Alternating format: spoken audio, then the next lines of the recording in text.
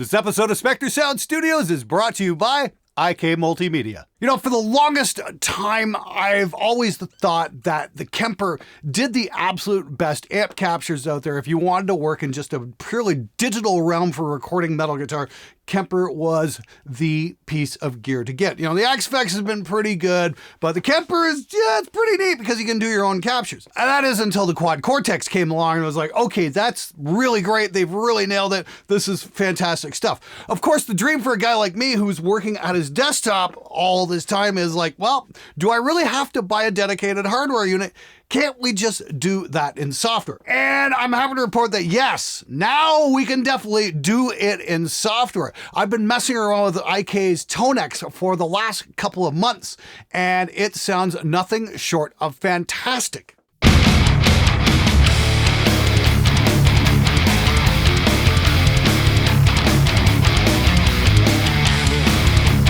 Not only is it great and full mixes, I've been using it on the show for the last couple months. And you know how many people have commented about, hey, you know what? That doesn't sound too good. That sounds artificial. That sounds fake. Absolutely nobody has made that comment. In fact, I demoed this guitar last week, the Spectre SLS Evil Twin V, and you guys made comment after comment after comment about just how great it sounded. And you know what I was running it through? I wasn't running it through any of these back here. I was running it through AmpliTube 5 with a custom ToneX capture. That's it.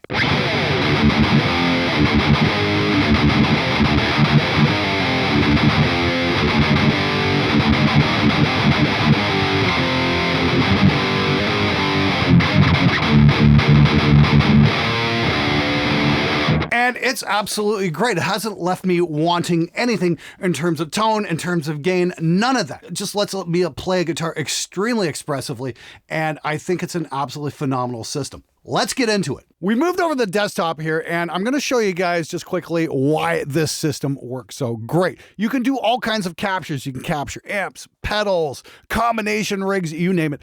But for my money, the real price of admission here has got to be the amp captures because they're fantastic. I've got the Soldano hooked up right now into the ToneX capture box, and we've made all the appropriate connections in the right way and whatnot. And I got to say, IK has managed to streamline this a little bit. It's a little less painless to do this than the last couple of versions. So we get a choice here. We want to do guitar, obviously. We're going to record amp. Now this part right here, this is where it can get a little bit complicated. I even screwed it up there just a minute ago. I'm on like take 3 of this right now, but we're just recording the amp straight. So I'm taking the XLR out of this, and that's going into the Neve 1073 OPX as a front input there. It's not actually going out to the amp. So we do that, and then we just basically get our levels. Grab a guitar, any guitar, because if you watch my guitar shootout there the other day, if you're playing high gain, guess what? It really doesn't matter too much. Anyway, so any guitar. Yep, that's cool. There's our dry signal. You know, we got the amp live in the other room. I'm not sure if you heard that. Let me just open the windows up for a minute here. I got a pair of sliding glass doors between my control room and my drum room, and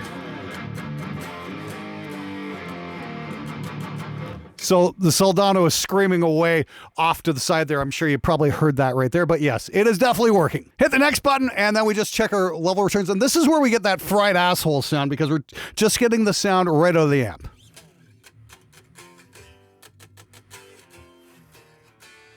Okay, we've got some good levels there. No issues there at all. It says raise the input gain. Well, nothing's playing. Correct, yes.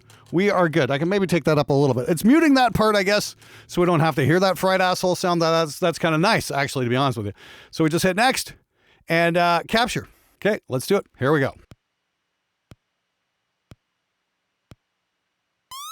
Now, this is a 2-part process where it's going to do this, so this can take quite a while, and this is just the initial capture, and then it's going to do the AI training after that. So we're just going to hit the fast forward button right now, let it do its thing, and I'll pick it up then.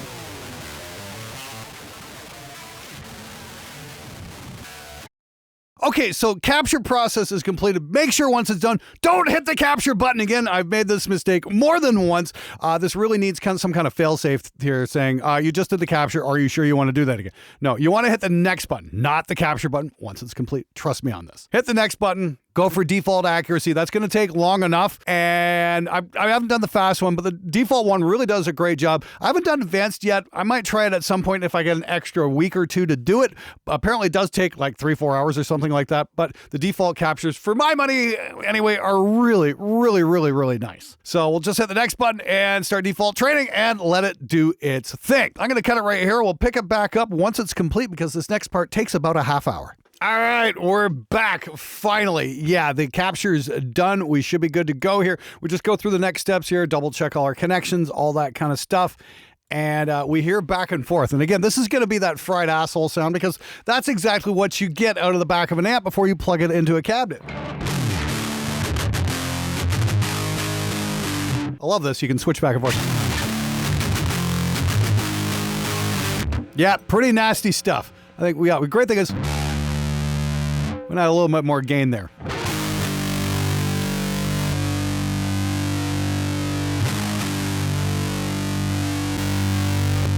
I'm hearing a slight shift in the top end, but then again, this is just the back of the amp. The big sound, the one that they're really concerned about, always comes from the speaker, and I've already got a couple of really great IRs made up, so this shouldn't be a problem. Then we just basically pick our skin, and we're going to go with this, which looks very similar to what that is, and then we're going to go SLO V3, description, loud AF, amp name, SLO, character, high gain. Okay, gain cranked. Gain at 8. Yeah, I'm sure every classic rock guy in the world just lost their minds. You can't turn the gain up on a slow down to that. You're going to make it a square wave. Yes, that's the idea. We're going to go to the player here. We've got our slow 2, and then, we've got a cabinet. Not yet, but we've got a couple of cabs set up here. We'll hit this and go to our custom wire. We're just going to pull up like 57 here.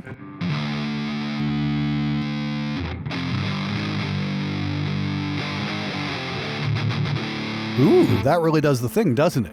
Let's see. Can I go to the amp face? Nope. Okay.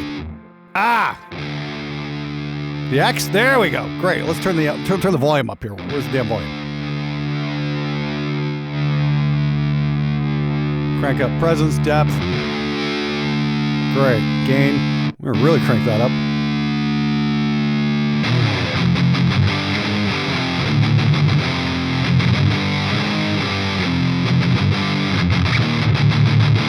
All right, so I've pulled the ToneX capture up into AmpliTube because honestly, I like this interface just a little bit better. It's a little more versatile because it allows us to load up more than one impulse response. And believe me, I really do like working with more than one impulse. I've also got a little overdrive in front of the amp here, so we can just show that off real quick. But yeah, we are definitely working.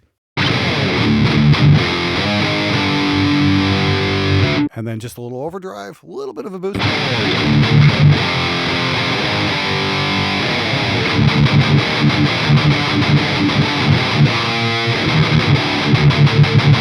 All right, so we moved back over to the desktop here, and I've still been on a major deep dive of this whole system and even just discovered something cool as I was setting up here. So what I've done is I've gone into Reaper here, and I've actually pulled up AmpliTube because it really does give us a little bit more versatility than just the ToneX. Don't get me wrong, ToneX you can still pull up as a VST3 into Reaper and run off that, no problem whatsoever. But AmpliTube definitely gives us a little more versatility. I'm going to show you exactly what I mean. So here's that capture we did of the Fireball just a few minutes ago.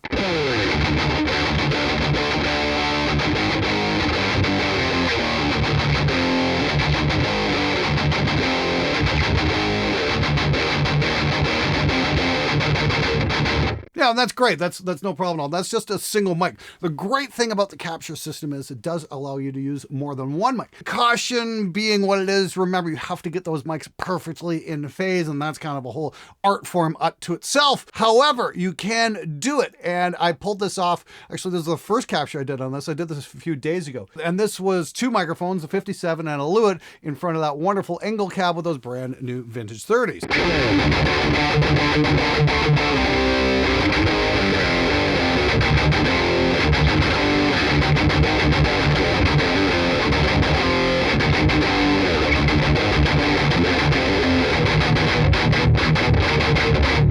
All right, yeah, that's all kinds of fun. However, I gotta admit, I'm not particularly thrilled with that sound, mainly because, I don't know, something has changed to those speakers since I pulled them out and started running all those test tones through it with that Vintage 30 shootout I did there last week. Something's changed. The speaker is not the same. It's lost a bit of its magic. Whether or not I warped the basket somehow or it's just been broken in, I don't know. I think I'm going to look into breaking in speakers as a next great big science experiment and see what that's all about. However, I was smart enough to take an impulse response to those speakers a few weeks ago, and I've been giving them away on the show for the last few weeks, and I know a lot of you guys have really been enjoying them. So the great thing about Amplitude is it gives you a bunch of versatility, and this is why I don't have ToneX up, is because it allows me to do cool things like, you know, add in a virtual overdrive pedal. I'm not a big pedal guy. I mean, like, we got the Mahler, I use an overdrive. That's about it. But it's also got a custom impulse response loader, which is great. So I've got the two impulses that I took there a couple weeks ago, back when like I said, those speakers were just magic, and I've got them blended in here. Originally, I wasn't digging it,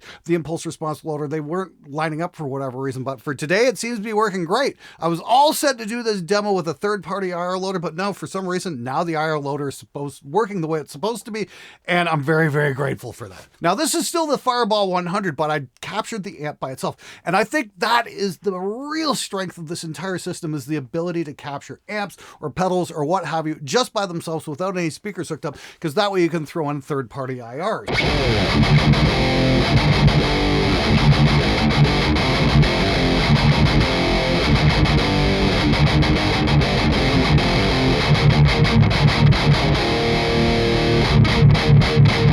Oh yeah, that's what I'm talking about. I don't know what the hell happened to my speakers between today and a couple days ago, but whatever. I've at least got this down so I can plug and play and do it as I so please and get this amazing tone.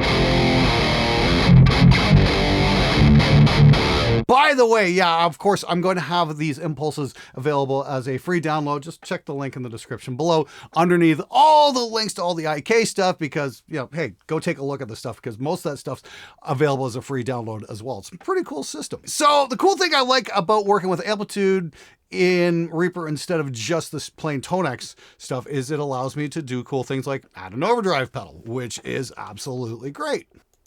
Turn that on.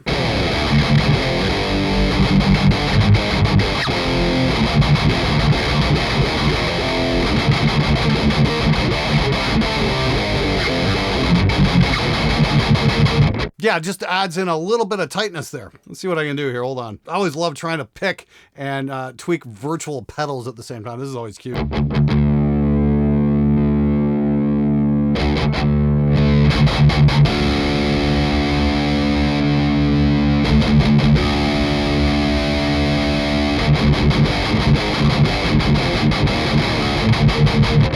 Yeah, that's just pure aggression. I absolutely love that. That works so well. It really does do a great job on the overdrive pedal. Fantastic. We got the amp set up. We've also got our virtual impulses. Now, you can turn those off and you can use the built-in ones in Amplitude as well, which are pretty good. And it gives you virtual mics to move around and a whole bunch of cool stuff like that. If I pull that up, you know, we get a 4x12 here. Let's say just pull something up like so. And, you know, there's an orange one, and we can move the mics around. And we can move the mics around. There we go. Now we can move the mics around, left, right, you know, all that kind of stuff. Yeah, it's pretty cool. Allows you to tweak the tone out, all that kind of stuff. Great. Wonderful. If you're into playing with the minutia of how microphones are set up, yeah, you can do it, and it's a really great system. I love the whole graphic system. I think IK did a wonderful job with that. But let me just go back to the preset I got here, because I don't want to screw this up. But the IR loader is really something else. Like I said, I initially hated it for whatever reason. My IRs weren't lining up in perfect phase for whatever reason, but today it seems to be doing the job. I'm like, you put them in phase and you get this. You put them out of phase and you get this.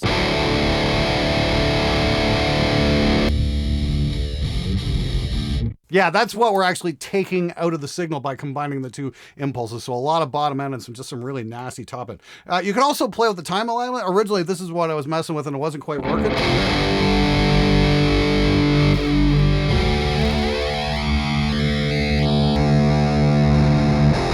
You know, you get kind of a, what's a comb filtering effect going on here.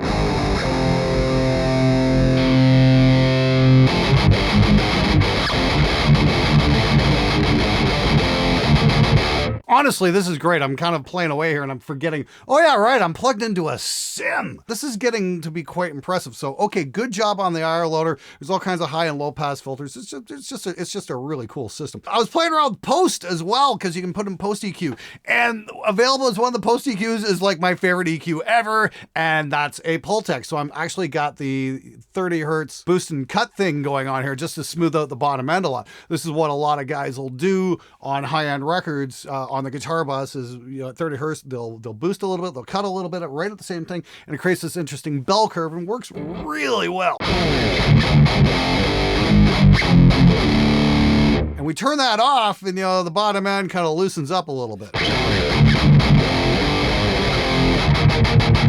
It's a subtle trick, but it really does do the thing. And it does it really well. In fact, you know, I've got a hardware Tagler over here just out of camera shot, and I'm using that quite a bit. I've got a demo coming up on that probably in January, something like that. And that is an absolute beast. Basically, the software is doing what the hardware does. Okay, I'll admit I do like the hardware Pultec just a little bit more, but this one's pretty convincing.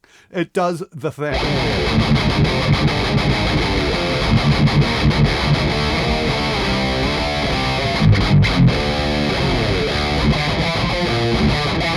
Almost forgot. Yeah, the whole point I'm over here is I want to show you guys, I not only captured the Fireball, I also captured 3 more amps. And I'm using the same impulses here, all this custom impulses. Let's pull up the Soldano. Same whole kind of signal chain with IR and whatnot. Might have tweaked it slightly with the 2 different mic mounts.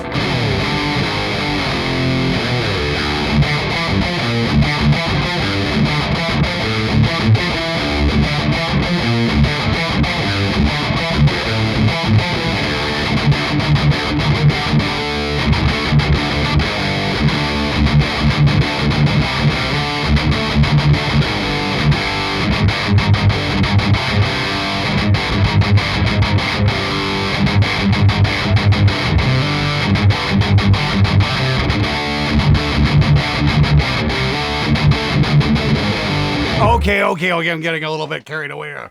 Wow, does that ever do the thing? Yeah, that's capture of that Soldano right there, and jeez.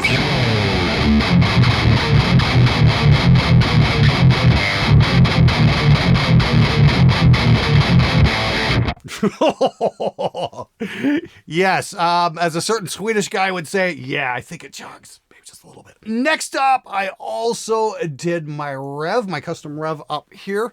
And that, again, it's kind of got its own thing going on.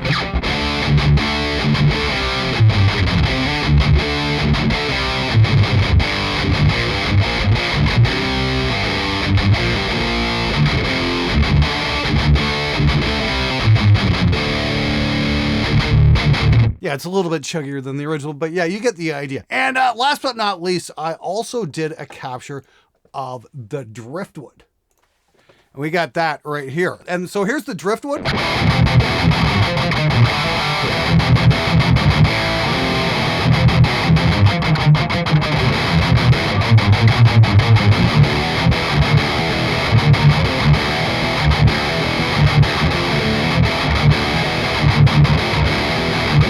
Yeah, now I just want to make a point here. If you're hearing kind of a variation on theme, remember, everything you play through is filtered through your speakers. So yeah, even though we're going amp to amp to amp to amp, there is a similarity because yeah, it's going through that ultimate filter that is the speaker microphone combination. So I'm just going to run through the 4 real quick.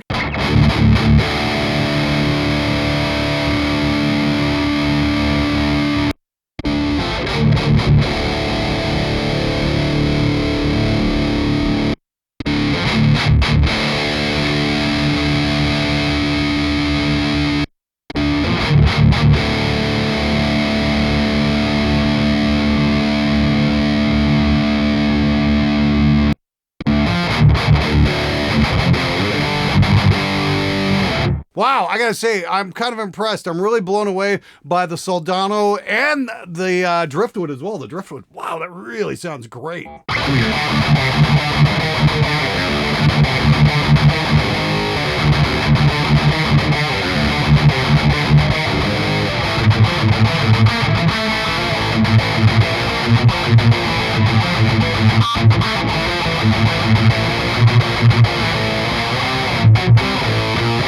Yeah. You guys get the idea. Add the Screaming Halford in at any time. Yeah, just on the back end though, again, I threw in a little bit of delay on this too. Can we actually activate that?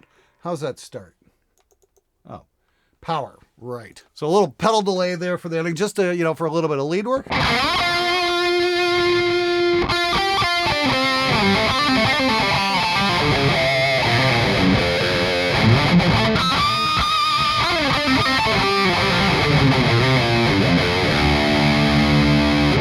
Now the thing is, when you have access to all these amps and that kind of thing, you're really tempted to, you know, keep screwing around with amp settings instead of playing the actual instrument. That is the one downfall for the system. I'm gonna try that with the Soldano maybe, because it had just maybe a slightly thicker mid-range there. Let's see what we got here.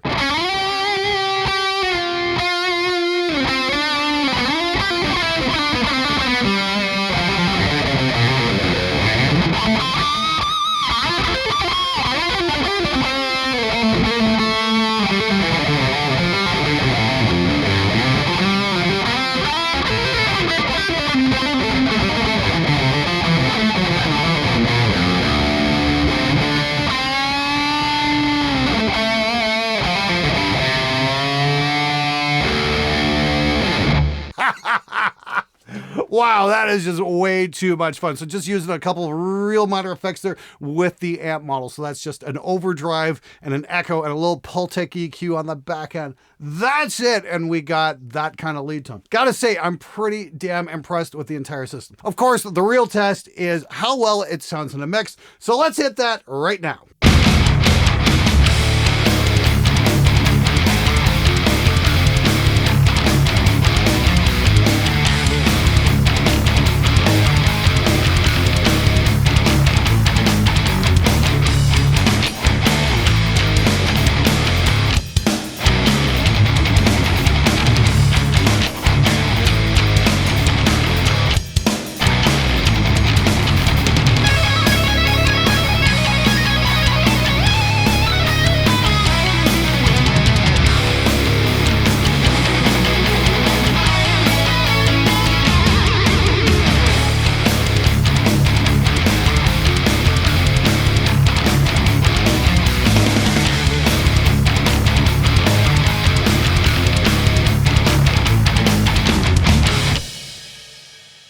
Okay, so that is ToneX and AmpliTube 5. Now, if you're wondering about pricing for all of that, we've got prices on ToneX right here.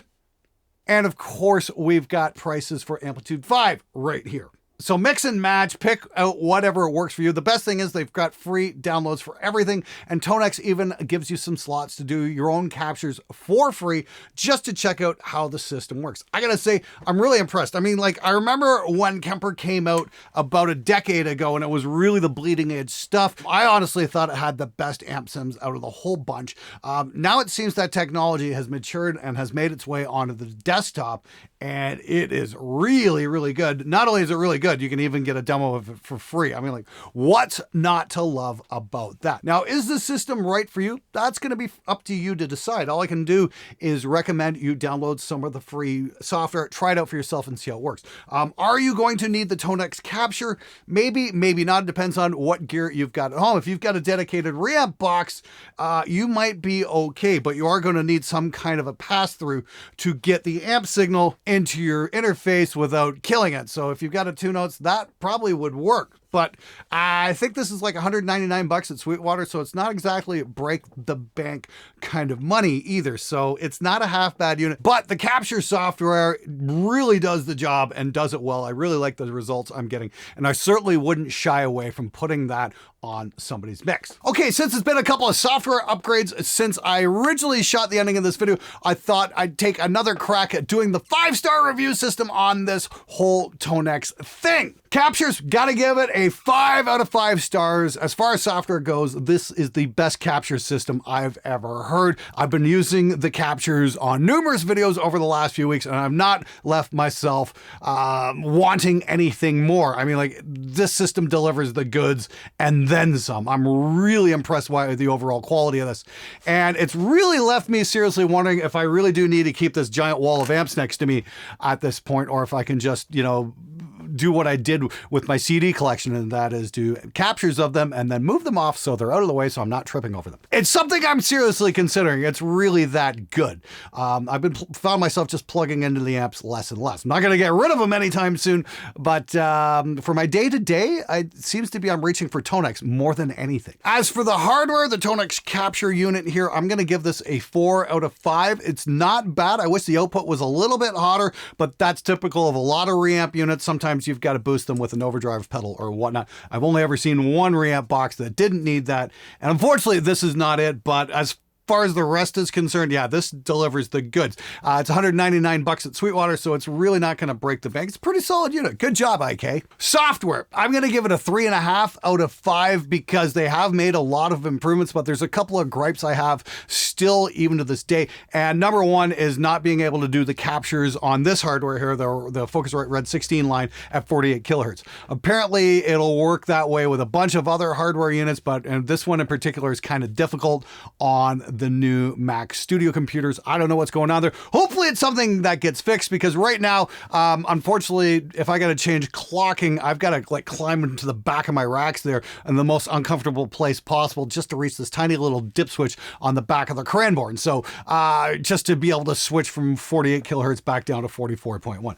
Giant pain in the ass. I'm going to blame IK for that, but I'm also going to blame my friends at Cranbourne for that. And it's like, thanks for making the clock so fucking accessible, you bastards. Seriously, what a pain in the ass that is. The software is still pretty good. The capture, they seem to have streamlined it a little bit. It seems to do the thing. It's just the interface I think could use a little bit more tweaking. Like I said, I've run into instances where I've done the capture and hit the wrong button and it just starts automatically capturing again without any kind of warning or whatnot. Hopefully that gets fixed in the future. I don't know. It might have got fixed in this version. I just didn't want to run the risk of having to do the whole thing all over again when I just did it. So just proceed with caution there. Again, the interface is a little bit kludgy. Now, as somebody who worked on an assembly line for 27 years, believe me, you learn how to do the most amount of work with the least steps possible pretty quickly doing that sort of thing. And I think they need to work on their software design in terms of ergonomic flow so you don't have to hunt for whatnot. Because after I did that capture and loaded it into Amplitude, I was hunting. It's like, okay, how the hell do I load the amp up now? Is it here? No, it's not here. It's not here. It's not here. You can ask my editor, Jack, because he probably just watched me go through all this crap and go, where the fuck is it? After about 5 minutes of head scratching, I finally found it. That needs to be improved. This stuff needs to be made easier. They need to be able to communicate that to the user just a little bit better. So I'm going to dock them a 1.5 points for that, but the overall sound quality is fantastic. There's no getting around that. Price, I'm going to give this a 4 out of 5. I mean, there's a free version with all kinds of features available. I think you can even do 20 of your own amp captures. And then the software itself runs anywhere from $149 to $249, depending on what tier you want and what features and all that kind of thing. So I'd say go check it out, go download the free version. And if you've already got a reamp box, try doing a few captures and see what you can get. Not only with the cabinet capture, but just try capturing the amps and then running a few of your favorite impulse responses alongside it to see what you can get. I know I've been pretty blown away by the results, that's for sure. Bottom line, I think IK has a total winner on their hands. Yes, there's a few minor gripes, especially as far as the software interface is concerned. That could definitely be streamlined a little bit. I think they just need to sit down and think, okay, how can we make this easier? Overall, though, for quality, price, and ease of use, yeah, it's pretty damn impressive. Once you get it figured out how everything works, you just make some presets and just leave it, and that's exactly what I've been doing. I did my Schecter demo with it, no complaints whatsoever, loved the sound I was getting, and I've been using it on a bunch of other stuff. It sounded great in the full mix, too. Like, really, what's not to love? Now, that free impulse response that I gave away on Christmas Day to you guys, the full mix video on that, yeah, that was ToneX using the amp end of it, and then that was my free custom IR paired up with it, and it just worked brilliantly. So this is really quite an amazing system. Make no mistake, technology moves forward, and as it does, it's going to get easier and easier and easier to record very convincing guitar sounds on just a software-only system. It's absolutely inevitable with the way how things are moving at this point. And ToneX, I think, is a first step into a much larger world as far as artificial intelligence and amp captures go. I'm really blown away by this one, but don't take my word for it. Follow the links in the description below and check it out for yourself. Bottom line, you're going to be hearing it on my show an awful lot more in the near future. Thanks so much for watching. Thanks for subscribing. If you want to see what that free impulse was all about, check out this video right here.